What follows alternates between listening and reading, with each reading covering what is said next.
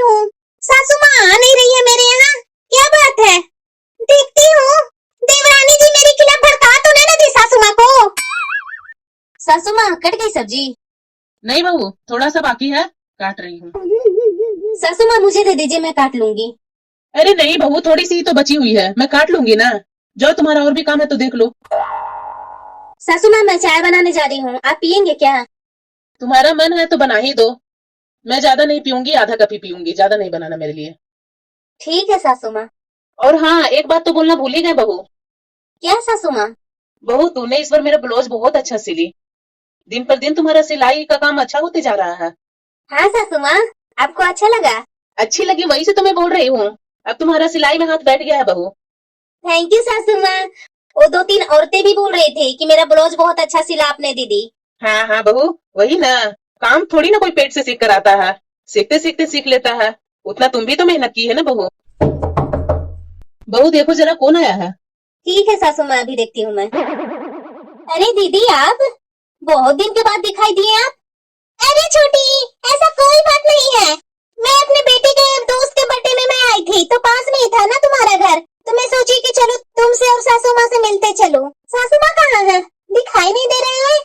दीदी अंदर तो चलिए, तब न मिलिएगा सासू माँ से, यहीं पर आप पूछने लगे। नमस्ते सासू माँ। अरे बड़ी बहू, तुम आज कैसे रास्ता भूल गई, जो यहाँ आ गई तुम। सासू माँ आप ये सब क्या बोल रहे हैं? क्या मुझे नहीं मिलने का मन करता है आपसे क्या? आप तो भूल ही गए हैं आना। वो सब छोड़िए, आप बताइए आप कैसे हैं सासू माँ? मैं तो ठीक हूँ, देख ही रही होगी। हाँ देख तो रही हूँ कि बहू का काम आप कर रहे हैं। अच्छा अच्छा, मैं समझ गई। वो सब्जी मैं काट रही हूँ, वही देख करके ना बोल रही है तुम। हाँ तो और क्या, मेरे पास रहती थी तो कुछ काम नहीं करती थी, यहाँ कैसे आप सब्जी काट रहे हैं बैठ के? तुम्हें पता नहीं है कि भूल गई सब। हाँ मुझे सब पता है। जब सब तुम्हें पता है तो फिर टोका टोकी क्यों कर रही है। क्या सासू माँ, मैं कहाँ टोका टोकी कर रही हूँ? मैं जो देखी हूँ वही मैं बोल रही हूँ। मैं कोई बात को मन में छिपा कर नहीं रखती हूँ। अच्छा छोड़ो वो सब बात, चाय पिएगी क्या। नहीं मैं चाय नहीं पीती हूँ, मैं तो कॉफी पीती हूँ, वो भी स्पेशल वाली। क्या हुआ सासू माँ, ऐसे सर नीचे क्यों कर लिए? समय समय का बात है बहू। समय समय का क्या बात है सासू माँ?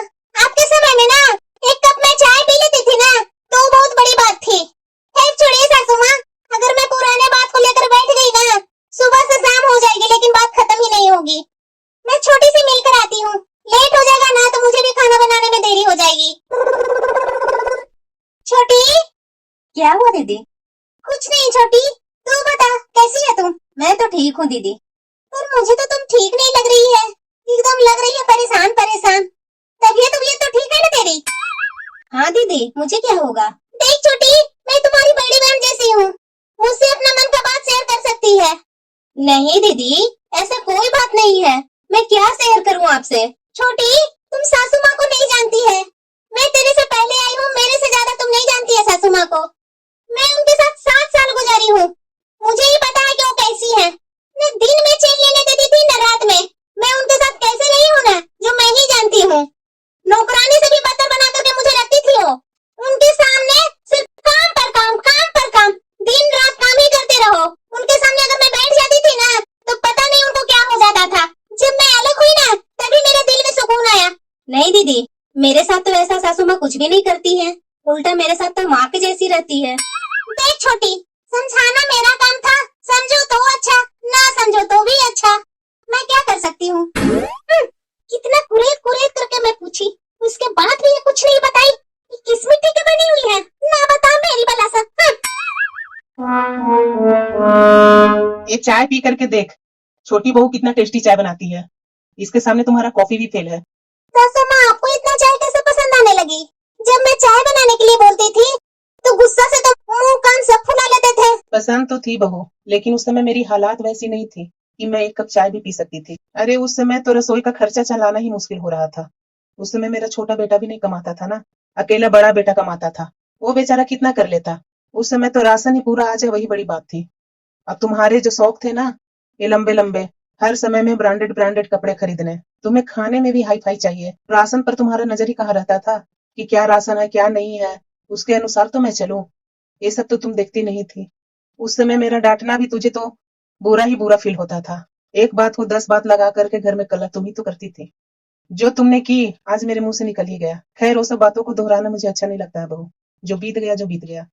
दीदी, आप क्या सोचते हैं कि सासू माँ मुझे डांटते नहीं है?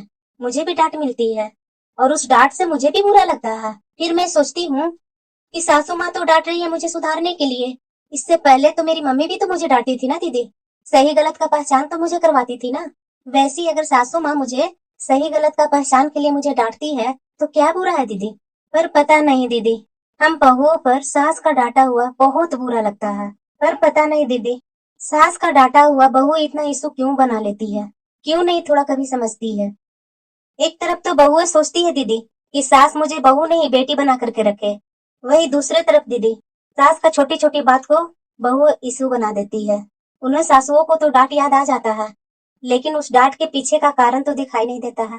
दीदी, हर लड़की को शादी से पहले हर किसी को मन में ख्वाहिश होती है कि मुझे सास नहीं माँ मिले। उसी तरह सासू माँ को भी तो मन में होता होगा कि मुझे बहू नहीं बेटी मिले।